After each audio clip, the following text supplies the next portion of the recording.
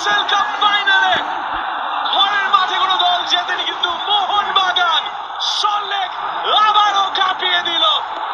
মারিনাস আজকে ৭,০০০ মারিনাস সল্টলেকে, আর কোটি কোটি বিশ্ব জুড়ে তারা চিৎকার করছে, ওই দাদাটা মোহনবাগান, ওই দিদিটা মোহনবাগান, আজ সবাই Mohun Bagan. Brilliant captain Subhashish Bose.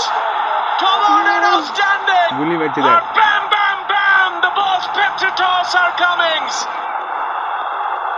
Mohanbagan, League Shield winners. Mohanbagan, Cup winners. Double করলো।